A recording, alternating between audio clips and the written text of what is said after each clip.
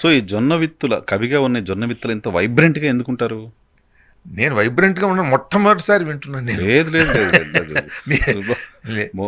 చాలా controversial statements, చాలా controversial issues మీరు ఫేస్ చేశారు. ఫేస్ చేశాను కానీ ఏమన్నా ఒక 3 చెప్పండి, 3 అంశాలు. వర్మ గారితో మీకు కాంట్రవర్సీ ఒకటి, మోహన్ బాబు గారితో మీకు కాంట్రవర్సీ, తాజాగా రాజకీయ పార్టీ అంటూ ఇంకోటి ఏదో ఇది కాదు, మళ్ళీ కంచి అయ్యలే గారితో, సారీ మర్చిపోయాను, ఈ ముగ్గురుతో నేను బాగా దృఢంగా ధైర్యంగా నిలబడి మాట్లాడిన మాట నిజం. అంతే తప్ప ఇంకొక అంశం చెప్పండి. ఆ ముగ్గురుతో మాట్లాడినటువంటి అంశంలో సమాజానికి తెలుసు ఎవరిది తప్పు అనేది, ఎవరిది తప్పని సమాజానికి తెలుసు. కనుక వైబ్రెంట్గా ఉండవలసిన అవసరం వచ్చినప్పుడు ఎవడన్నా వస్తాడు. మీ ఫేస్లో నవ్వు, స్మైల్ కనపడుతుంటుంది, గొంతులో నుంచి రౌద్రం వస్తూ ఉంటుంది. అవునండి, నేను ఎంత నవ్విస్తానో, ఎంత నవ్వుతానో అంతగా నేను సాధ్యమైనంత మంచిగా ఉండాలనేటువంటి భావంతో దృఢంగా ఉంటా. కనుక దానికి హాని చేసి మిమ్మల్ని అవమానిస్తుంటే మీరు సరదాగా ఉంటారు, నవ్విస్తూ ఉంటారు. మిమ్మల్ని అవమానించారు అనుకోండి, అప్పుడు కూడా నవ్వుతూ ఉంటారా? సెల్ఫ్ రెస్పెక్ట్ కదా ఉంటారా? అదేనమాట. కనుక నాకు భక్తి ఉన్నది, హాస్యప్రియత్వం ఉన్నది, నాకు దేశం పట్ల భక్తి ఉన్నది, సమాజంలో జరిగేటువంటి వాటి మీద నాకు ప్రత్యేకమైనటువంటి స్పందన ఉన్నది, బాధ ఉన్నది. ప్రకృతిని నాశనం చేస్తుంటే చూడలేని బాధ, ఆవేదన అవన్నీ ఉన్నాయి. కనుక ఆ ఎమోషన్స్ అన్నీ కూడా చాలా పై స్థాయిలో ఉంటాయి. సాధారణమైన వ్యక్తి కంటే కవికి ఎక్కువగా ఉంటాయి.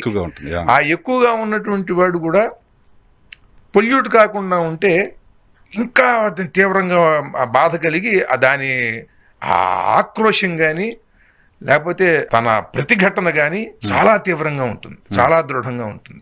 అందుకని మీరు నవ్వించేటువంటి వాడు ఏదో భక్తి పాటలు, భక్తి పద్యాలు ఇవి రాసి సరదాగా మాట్లాడి ఉండేటువంటి వాడు ఒక్కసారిగా అట్లా అయ్యేటప్పటికి మీ మీద ఆ ముద్ర పడుతుంది తప్ప ఏమిటి ఈయన ఇట్లా ఉన్నాడని. దానికి కారణం మీరు తెలిసినప్పుడు ఈయన ఇది కాదు అని మీకు తెలుస్తుంది.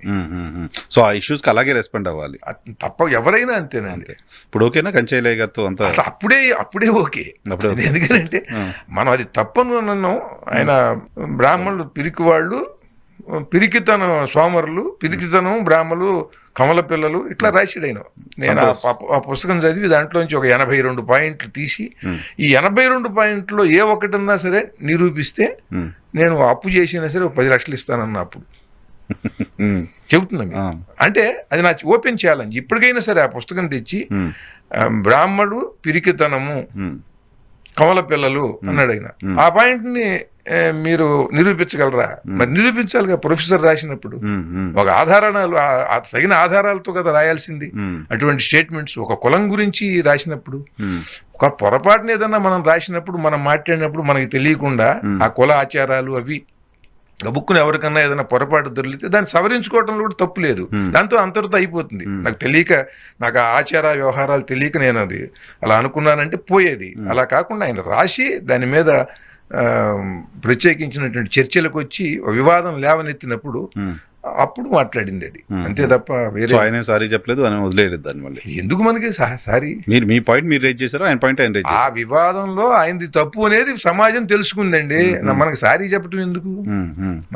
మనకి ఒకళ్ళ సారీ అక్కర్లేదు. Second side of the coin ఏంటో చూపించారు, మీరు చెప్పారు. అదే మనం మాట్లాడటానికి, చర్చలో మనం వచ్చి మాట్లాడటానికి ప్రధానమైన కారణము, ప్రయోజనం రెండు అవేగా. కరెక్ట్. ఎక్కడైనా మనం ఒక చర్చ వచ్చింది అని వివాదం, దాంట్లో ఇది తప్పు అని నిరూపించడానికే వచ్చేది మనం ఎవరైనా. ఓకే.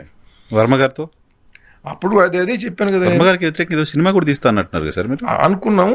కరోనా వచ్చింది, కరోనా వచ్చి కుదరలా. అప్పుడు చెప్పాను కదా, నాకు బాధ్యత లేదు, నేను ఓటు వేయను, నాకు సమాజం పట్ల ఓటు గురించి మాట్లాడాడు, రాజకీయాల గురించి మాట్లాడాడు, ఆయన అన్నీ మాట్లాడాడు కదా. తర్వాత అవన్నీ తీసుకొస్తానని చెప్పి, ఆ బాధ్యతలు అవన్నీ కల్పిస్తానని చెప్పాను. అవన్నీ కలిగాయి.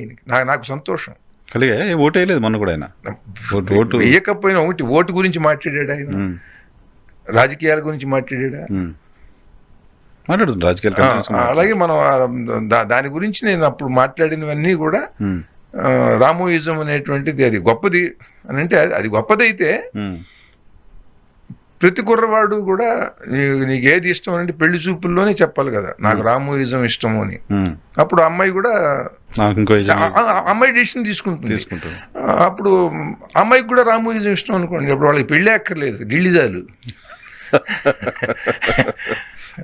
కనుక ఇవన్నీ చెప్తున్నది. వాటిల్లో ఉండే లొసుగులు మాట్లాడటం మాత్రమే కాదండి, మాటల వెనకాల మన ప్రజెంటేషన్ బాగా శక్తిమంతంగా ఉంటుంది, ఒక్కొక్కళ్ళకి పవర్ఫుల్గా ఉంటుంది, వింతగాను చాలా కొత్తగా కూడా అనిపించవచ్చు. కానీ దాంట్లో సమాజానికి ఉండేటువంటి ఒక కట్టుబాటు, ఒక నియమము, ఒక ధర్మము ఏదన్నానండి దానికి, అవి లేనప్పుడు దాంట్లో లొసుగు ఉంటుంది, అది తేలిపోతుంది. అది కనుక అటువంటి వాటితో, అటువంటి ఆలోచనలతో వచ్చి ఒక కోట్ల మంది నమ్మేటువంటి ఆచార వ్యవహారాలని తలకిందులు చేయాలని కానీ, లేకపోతే వాటన్నిటి మధ్యన తాము ప్రత్యేకంగా కనిపించాలని కానీ ప్రయత్నం చేస్తూ ఇతరులని తగ్గించాలని చూసినప్పుడు అది ఎవరైనా. మీరు పెళ్లి చూపుల ప్రస్తావన తీసుకొచ్చారు కాబట్టి నిన్న ఎక్కడో చూసాయండి రామయోజంలోనే, పెళ్లి చేసుకునేవాళ్ళు మూర్ఖులు అన్నారు. పెళ్లి చేసుకునేవాళ్ళు మూర్ఖులు అన్నారు. అది పెళ్లి చేసుకునేవాడు మూర్ఖుడు అన్నాడు. ఎవరు? రాముగారు. అది చెప్పాను కదా మీకు. ఇప్పుడు అది నాకు సంబంధించినటువంటి అంశం కాదు అది. ఇప్పుడు అది ఆ తరహాతో అలాంటి వ్యక్తులు ఎప్పుడూ ఉంటారండి, ఏ కాలంలోనూ ఉంటారు. మీకు ఇది కొత్త కావచ్చు, నేను ఇట్లా చాలా మందిని చూసా. ఒక్కొక్కళ్ళు బాగా ఉధృతంగా ఉంటుంది, ఒకళ్ళు కొద్ది మోతాదులోనే ఉంటుంది. రకరకాలుగా ఉంటారు, దాని నష్టం లేదు. ఇవాళ కాదు, ప్రతి కాలంలోనూ ఉంటారు. రామాయణంలో ఇంతకన్నా ఘోరంగా ఉంటుంది. రావణాసురుడు సకల శాస్త్రాలు అవపోసన పెట్టినవాడు, నిష్ణాతుడు, మహా తపస్వి, పరమేశ్వరుణ్ణి ప్రత్యక్షం చేసుకుని భక్తి ఉన్నాడు, అన్నీ ఉన్నాడు. మరి అటువంటి వాడు ఏమన్నాడంటే, నువ్వు నన్ను చెరబట్టి తీసుకొచ్చావు, నువ్వు ఇది నీకు ధర్మమా అని సీత అడిగితే, నాకు ధర్మం అని అడిగాడు, అని చెప్పాడు. నాకు ఈ ధర్మం, నాకు ఇతర స్త్రీలని ఎత్తుకురావటం, వాళ్ళని చెరబట్టడం రాక్షస ధర్మం. నేను రాక్షస ధర్మాన్ని అవలంబించా. నేను రాక్షసుడిని కనుక రాక్షస ధర్మం ప్రకారం ఇది తప్పు కాదు, నాకు తప్పు